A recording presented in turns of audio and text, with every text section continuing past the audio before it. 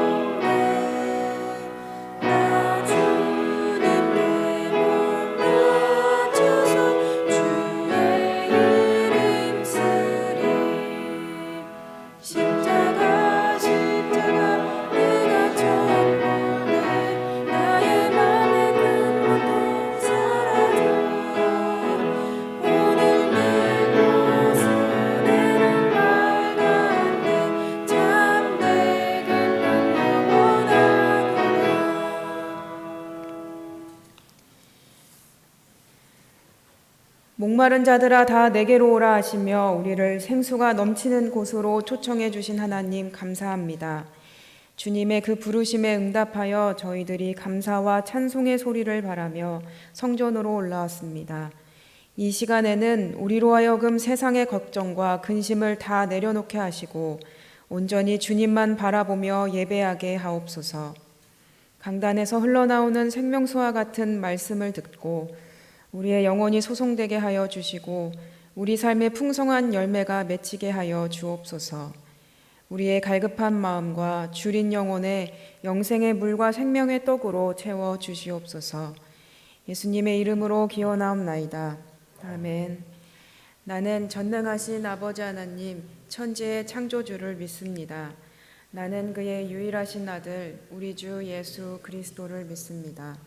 그는 성령으로 잉태되어 동정녀 마리아에게서 나시고 본디오 빌라도에게 고난을 받아 십자가에 못 박혀 죽으시고 장사된 지 사흘 만에 죽은 자 가운데서 다시 살아나셨으며 하늘에 오르시어 전능하신 아버지 하나님 우편에 앉아 계시다가 거기로부터 살아있는 자와 죽은 자를 심판하러 오십니다. 나는 성령을 믿으며 거룩한 공교회와 성도의 교제와 죄를 용서받는 것과 몸의 부활과 영생을 믿습니다. 아멘. 찬송가 190장입니다.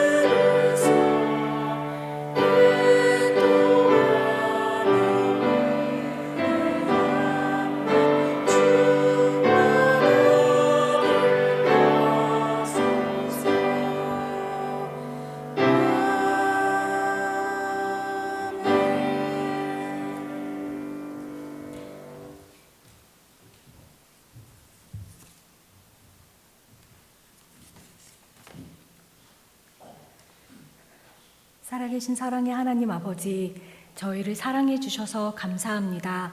온 우주 만물의 주인이신 하나님, 영광과 존귀와 찬양을 받으시옵소서. 이 땅에서 잠시 지나가는 작은 그림자 같은 저희를 예수 그리스도 십자가 보혈로 죄를 대속하시고 구원하시고 자녀 삼아 주셔서 감사합니다. 새 날로 이어주시고 새 생명으로 이어주셔서 오늘 삶을 영위할 수 있는 은혜 베풀어 주셔서 감사합니다. 그러나 저희는 삶 속에서 죄 위에 죄를 더하고 저희의 죄악이 바람같이 저희를 몰아감을 깨닫고 애통하고 낙심하며 숨습니다. 이런 저희를 버리지 않으시고 꺾지 않으시고 불러주시고 하나님 은혜를 맛보게 하시니 감사합니다. 매일매일 힘겨웠던 날들이 또는 지루했던 일상들이 베푸신 은혜로 뒤덮인 기적의 순간들임을 고백하며 감사합니다. 왕이신 하나님, 주님 안에 거하는 저희가 주님 앞에 겸손하게 나아가게 도와주시옵소서. 성령 하나님, 저희를 조명하여 주시고 하나님께로 돌이키는 은혜를 허락하여 주시옵소서.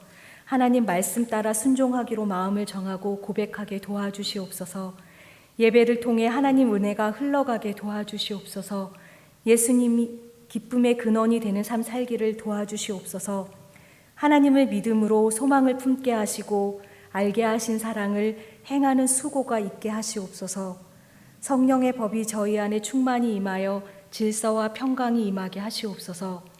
지금도 저희 삶에 역사하셔서 하나님의 뜻을 이루시고 성취하심을 믿사오니 저희를 회복시키시고 살리시는 하나님 다스림에 감사하며 순종하게 하시옵소서.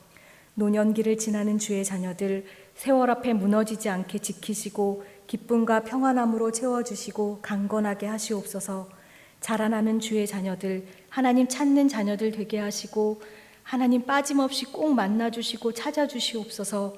수능을 준비하는 수험생들, 군에 있는 아들들, 취업을 준비하는 자녀들 하나님 함께 하셔서 도와주시옵소서. 이 땅에서 육신의 연약함으로 고통받는 자녀들, 사회적 연약함으로 고통받는 자녀들 더 큰 은혜와 위로를 맛보게 하시옵소서. 한국 교회들이 주 안에서 흔들리지 않고 진리 위에 굳건히 세워져 가게 하시옵소서. 선교사와 선교지 위에 함께 하시옵소서. 바이러스의 확산이 하루속히 종식되게 하여 주시고 관련 봉사자들의 건강을 지켜주시옵소서. 모든 성도들의 건강과 일터를 지켜주시옵소서. 이 시간 하나님 말씀 전하는 이성직 목사님 위에 함께하여 주시옵소서. 혈색 고운 순전한 믿음으로 주 앞에 서기를 소원하며 이제 곧 오실 예수님 이름으로 간절히 기도합니다. 아멘.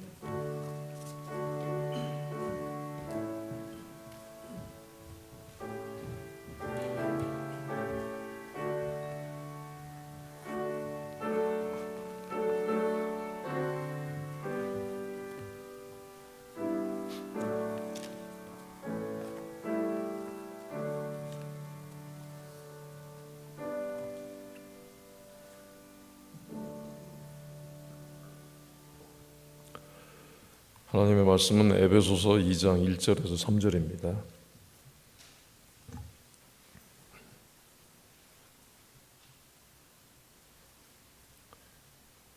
에베소서 2장 1절에서 3절까지 말씀을 함께 봉독하겠습니다. 그는 허물과 죄로 죽었던 너희를 살리셨도다. 그때의 너희는 그 가운데서 행하여 이 세상 풍조를 따르고 공중의 권세 잡은 자를 따랐으니 곧 지금 불순종의 아들들 가운데서 역사하는 영이라. 전에는 우리도 다 그 가운데서 우리의 육체의 욕심을 따라 지내며 육체의 마음에 원하는 것을 하여 다른 이들과 같이 본질상 진노의 자녀이었더니. 아멘. 하나님께서 우리와 함께 하십니다.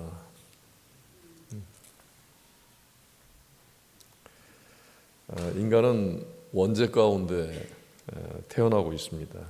그래서 인간이 그 자연인 상태에서는 이 죄와 허물을 따라서 살 수밖에 없고 그 죄 가운데서 또 계속해서 범죄하면서 살아갈 수밖에 없는 그런 그 저지 가운데 있습니다. 그렇기 때문에 이제 자연인 인간은 영적으로 죽은 상태에 있다고 말할 수가 있습니다.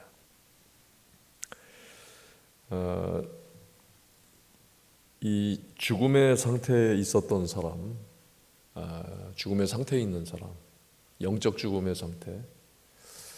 영적 죽음의 상태는 이제 이 2절과 3절 말씀을 보게 되면 이 세상 풍조를 따르고 공중의 권세를 잡은 자, 곧 불순종의 아들들 가운데서 역사하는 영을 따르고 육체의 욕심을 따라 육체와 마음이 원하는 것을 하는 본질상 진노의 자녀들이었다라고 말씀을 하고 있습니다.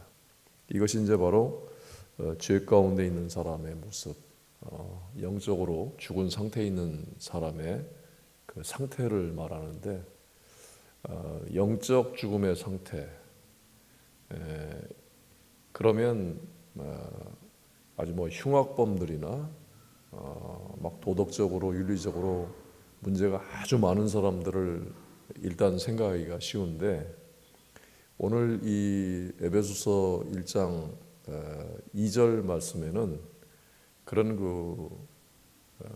흉악범 이런 사람들은 물론이고, 영적으로 죽은 상태가 어떤 상태냐, 죄 가운데 있는다는 것이 무엇이냐, 죄를 따라간다는 것이 무엇이냐 하는 것에 대해서 말씀을 하고 있습니다. 신약 성경에서는 이 영적 죽음의 상태에서 말씀을 할 때에 다른 사람들이 생각하는 것처럼 어떤 흉악한 범죄를 저지르고 정말 문제가 많은 사람들, 구제가 아주 불가능한 사람들, 그런 것에 대해서는 신약 성경에는 거의 얘기를 말씀을 하지 않습니다. 이 신약 성경의 그 대상이 기독교인들입니다. 그 기독교인들을 향해서 영적 죽음의 상태를 말씀하는 것입니다. 그래서 대부분은 이 교회의 바울이 말하는 영적 죽음의 상태에 대해서 말할 때 이 에베소서 1장 2절이나 3절과 같은 그런 말씀의 논조로 전하고 있습니다. 그런 흉악한 행위나 그런 삶에 대해서는 물론이거니와 영적 죽음의 상태라고 말할 때에 그 범위가 굉장히 넓습니다. 살인자, 강도도 있겠지만, 그러나 그것만이 아니라 구분하기 어려울 정도로 아주 세밀하게 성경이 다루고 있는데, 이 눈에 확연하게 띄는 그런 영적 죽음의 상태를 지금 말하는 것이 아니라, 이 성경에서 말씀하는 것은 모든 사람들이, 모든 그리스도인들이 넘어질 수가 있고 빠질 수 있는 그런 그 죄의 상태, 죽음의 상태에 대해서 말씀을 하고 있는 것입니다. 그래서 이제 말씀에서 보는 바와 같이 영적 죽음의 상태에 있는 사람들에 대해서 지금 그 특징에 대해서 말씀을 하고 있는데, 첫 번째가 그 사람들이 어떤 사람들이냐, 이 세상 풍조를 따르는 사람들이라고 되어 있습니다.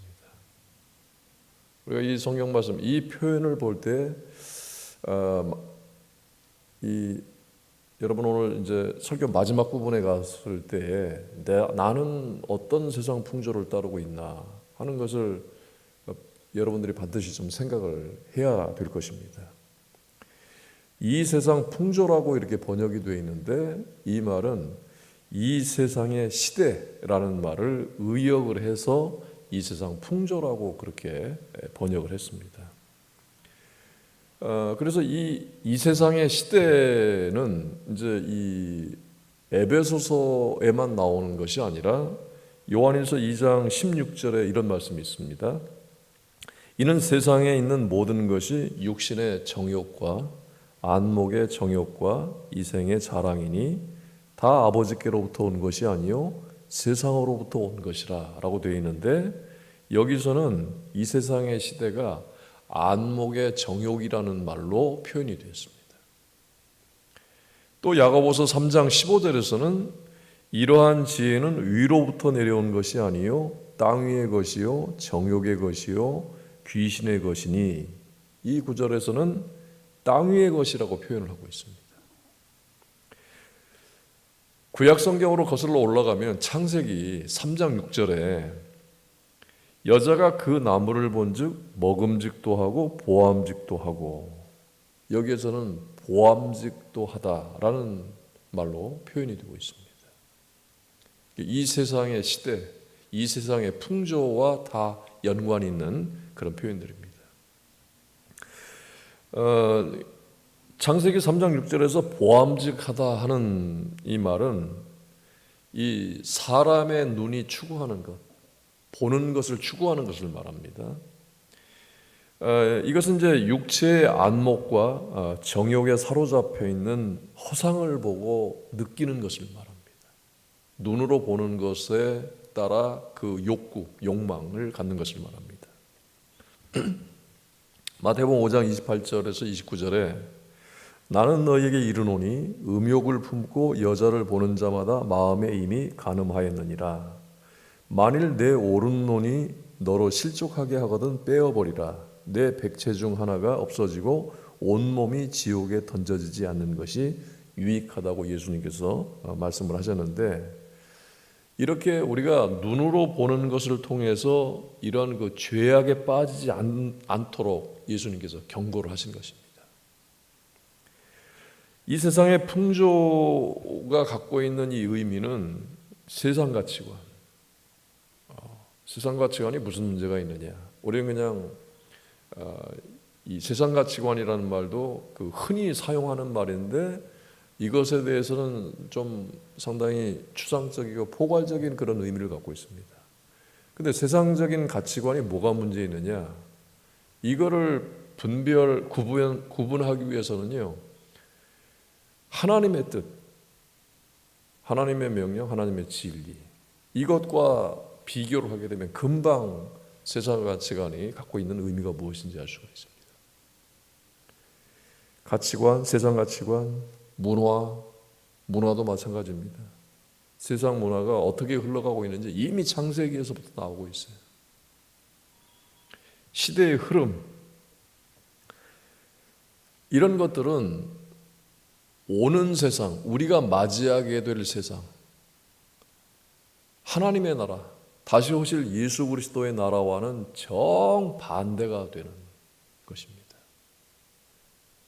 이것 중에 단 하나, 어느 일부분이라도 그 오는 세상, 그리스도의 나라와 부합되는 게 하나도 없습니다. 가져갈 게 아무것도 없다는 것입니다. 그리스도인들은 이 세상에서 구별된 삶을 살아야 합니다. 그리고 삶 가운데 변화의 모습이 나타나야 하는데, 우리 그리스도인들이 아직 거룩한 사람이 아니어도 좋습니다. 우리 이제 평생 거룩함을 향해서 가는 사람들입니다. 그렇지만 그리스도인들에게서 조금씩이라도 하나님의 진리를 따라서 변화되어 살려고 애쓰는 흔적이 분명히 나타나야 한다는 것입니다. 가만히 있는 상태에서는 거룩하게 되질 않습니다. 그런데 이 변화는 그리스도의 사랑을 받아야만 가능합니다. 그리스도의 사랑, 그리스도의 은혜, 그리스도의 능력, 성령의 역사로만 가능합니다. 자기를 부인하고 그리스도를 주인으로 영접하고 모신 상태에서만 이 변화가 일어나는 것입니다. 내 안에, 내 중심에 내가 있는 한 결코 이 변화는 일어나지 않습니다.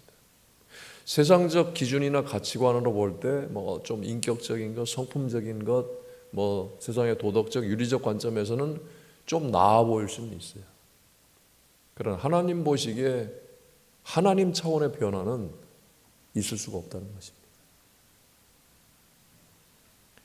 그리스도를 주인으로 모시고 그리스도를 따르는 사람은 당연히 세상 풍조를 따르지 않고, 그리고 자기 안에 있는 그 욕심, 욕망을 추구하지 않습니다.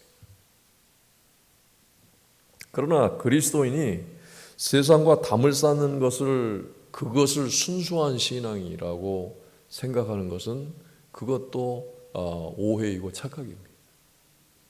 담을 쌓은 얘기가 아닙니다. 하나님께서는 우리가 세상으로부터 단절된 삶을 살거나 세상으로부터 도피해서 저 산속에 들어가서 수도원에 들어가서 세상과 관계없는 삶을 사는 것을 원치 않으십니다. 그러신다면 예수님께서 이 말씀을 하신 것이 잘못입니다. 너희는 세상의 빛이라. 너희는 세상의 소금이다. 이 말씀은요, 단절된 삶, 담을 쌓고 사는 삶이 아니라는 것을 말합니다. 그 안에서 함께 사는 것을 말합니다. 하나님은 우리가 세상 속에서 하나님의 뜻을 실현하기를 원하십니다. 그래서 마태복음 5장 16절에 이같이 너희 빛이 사람 앞에 비치게 하여 그들로 너희 착한 행실을 보고 하늘에 계신 너희 아버지께 영광을 돌리게 하라고 말씀하신 것입니다. 성경에서 말하는 이 세상은 죄로 오염이 되고 부패한 인간의 이 죄성의 영역을 말합니다. 여기에는 이제 가치관, 사고방식, 갈수록 사고방식이 달라집니다. 갈수록 가치관이 달라져요. 10년 전의 가치관, 지금 남아있기는 하겠지만 똑같지가 않다는 것입니다. 지역마다 또 가치관이 다르죠. 삶의 목적이 달라지게 돼 있습니다. 그렇게 되면 또 갈수록 자기 중심적이면서 그 주인의식이 강해지는 것 같아요. 이런 것들이 다 세상 풍조에 포함되어 있다고 할 수가 있습니다. 그래서 하나님의 말씀과 진리의 근거에서 살지 못하고 다른 사람의 평가를 중시하고 또 여론이나 시대적 흐름을 따라 사는 사람, 하나님의 뜻을 맞추려고 하는 것이 아닙니다. 이런 것에 의해서 이렇게도 변하고 저렇게도 변하고, 이것은 하나님의 진리에 대한 원칙이 없는 대부분의 사람들이 사는 삶의 방식입니다. 그 다음에 이제 이 영적 죽음의 상태에 대해서 두 번째로 말하는 것은 공중의 권세 잡은 자를 따라가는 사람들을 말합니다. 공중은 이 세상에 작용하고 있는 힘을 말합니다. 통치자들과 권세들에 의한 지배권을 의미합니다.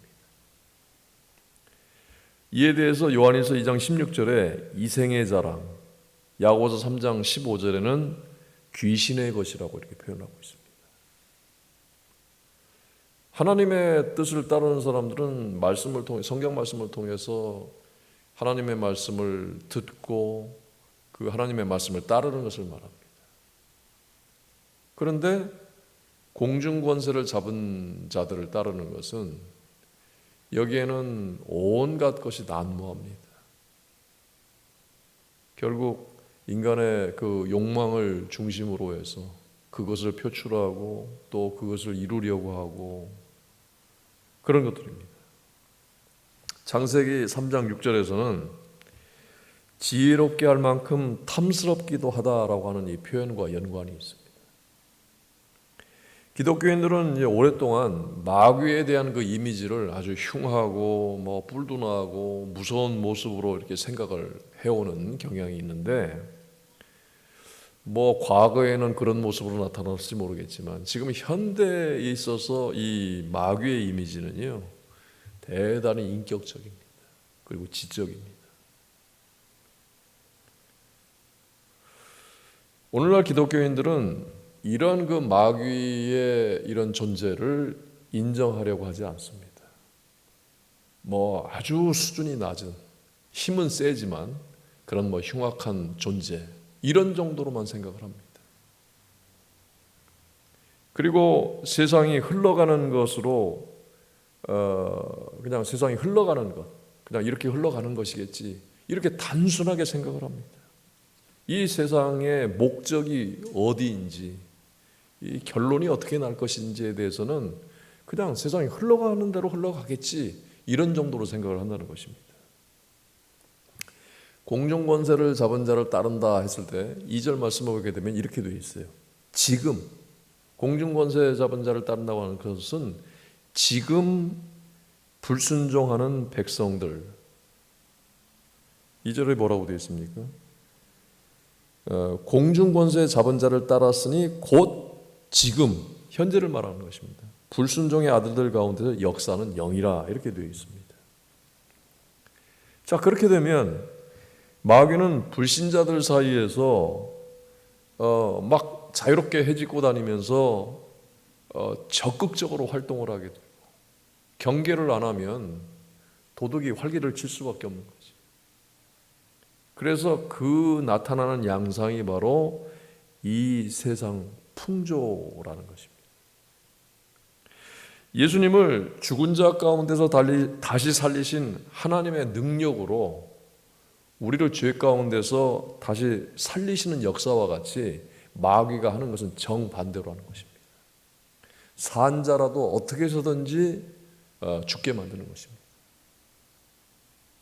이 말은 산 생명을 가진 그리스도인들까지도 어떻게 해서든지 파멸하게 만들고 죽게 만들려고 하고, 그리고 죽음 가운데, 영적 죽음 가운데 있는 사람들을 단단히 붙잡고 놔주지 않는, 죽게 만드는 그런 역사를 하는 것입니다. 성경은 그래서 이 마귀를 공중 권세 잡은 자라고 표현을 하고 있습니다. 마귀는 사람들의 삶 속에서 비도덕적이고 이런 그 잘못된 영향을 끼치면서 영적인 파괴력을 매 순간순간마다 행사하는 존재입니다. 그래서 이런 특성이 믿는 자들 가운데에서 조금이라도 나타나게 되면, 그러면 평안이 깨지고 은혜가 멀어지고 사랑, 기쁨, 감사 이런 것들이 온데간데 없이 증발하고 말아버리는 것입니다. 마귀는 자녀들 가운데 역사하면서 진리에 순종하지 않은 사람들의 마음속에 들어가서 역사하고 자기 마음껏 끌고 다닙니다. 그래서 세상에서 자기 멋대로 사는 사람들 보십시오. 우리가 객관적으로 볼 때도 왜 저 사람은 저렇게 살지? 객관적으로 볼 때도 저걸 왜 못 끊지? 왜 계속 반복해서 저런 일을 하지? 하는 생각을 하는 이유가 바로 이 역사 때문에 그렇습니다. 믿는 자들도 이런 양태를 보이는 사람들이 꽤 많이 있습니다. 믿음은 한쪽으로 갖고 있지만 그러나 그 신앙과는, 하나님의 뜻과는 전혀 다른 쪽으로 계속 끌려가는 사람들이 있다는 것입니다. 그래서 마귀가 하는 일이 복음이 들어오지 않습니까? 그러면 그것을 막아버립니다. 복음이 막힌 상태, 이것이 바로 불신자들의 영적 상태입니다. 그렇기 때문에 새 생명의 시작은 죄로 죽었던 자기 자신을 발견함으로써 시작을 하는 것입니다. 마치 치료를 받으려고 하는 환자가 그 자기 병명과 그 원인을 알아야 되는 것처럼 구원의 확신을 깨닫기 위해서는 우리가 구원받기 전의 상태를 정확히 이해를 해야 한다는 것입니다. 어떻게 이해할 수가 있습니까? 성경에서 우리에게 가르치는 바가 있습니다. 그래서 바울은 먼저 우리의 옛 상태에 대해서 말씀을 하고 있는 것입니다. 그때 우리는 허물과 죄로 죽었던 자들이다, 이렇게 단정을 하고 있습니다. 그렇지만 죽은 자들을 위해서 예수님께서 십자가에서 죽으시고 부활하신 것입니다. 우리가 예수님을 믿고 성령의 역사를 따르기 전에는 죽어 있었다는 사실입니다. 이것이 구원받기 전의 상태입니다. 오늘날에도 모든 인간은 자신이 살아있는 존재로 살아가는 것처럼 그렇게 생각을 하지만 그것은 영의 눈으로 볼 때는 산 것이 아니요 죽은 것입니다. 성도의 새 생명의 시작은 이 세상 풍조로부터 해방되는 것입니다. 여러분, 우리가 왜 구원받기 전에는 죽은 자였습니까? 그것은 곧 이 죽음의 권세를 갖고 있는, 예수님 오시기 전까지는요, 이 죽음의 권세를 사단이 갖고 있었는데, 우리가 구원받기 전에 죽은 상태였다고 하는 것은 이 바로 이 사단의 지배하에 있었기 때문에 우리가 죽은 자에 있었다는 것입니다. 하나님을 떠나서는 아무도 살 자가 없습니다. 그리고 하나님을 떠나는 자는 결국 그 영이 사단에게 이끌려서 그 지배하에 들어갈 수밖에 없습니다. 이 세상 풍조는 여러 가지 모습으로 나타납니다.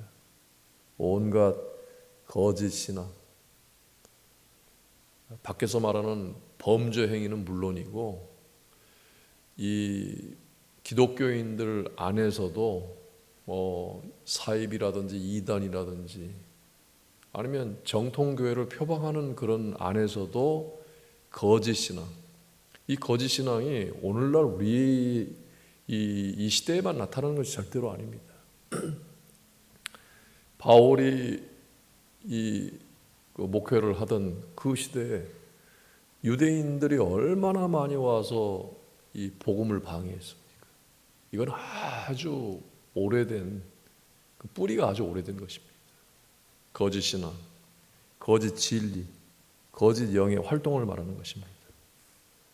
그리고 아주 눈에 확실하게 보이는 우상 숭배, 미신, 그리고 예전에 참 그런 얘기 많이 들었어요. 예배 끝나고 어떤 교회에서는, 제가 여기 오기 전입니다.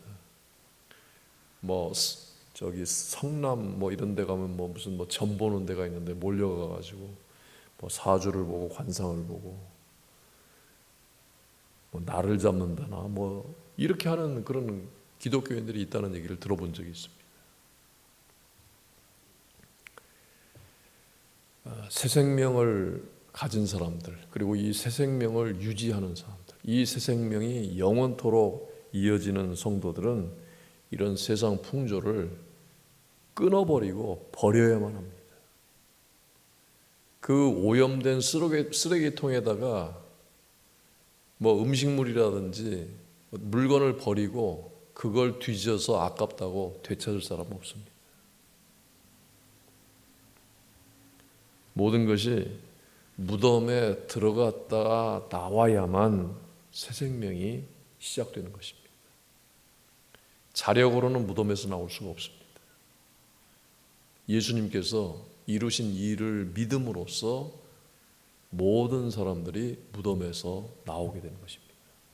우리는 이미 무덤에서 나온 사람들입니다. 뿐만 아니라 새 생명이 주어진 사람들입니다. 영적 상태의 죽음이 무엇인가라는 것을 여러분들이 성경 말씀을 통해서 생각하시면서 하나님의 생명을 가진 하나님의 자녀다운 그런 삶이 되시길 바랍니다. 우리 함께 기도하는 시간 갖도록 하겠습니다.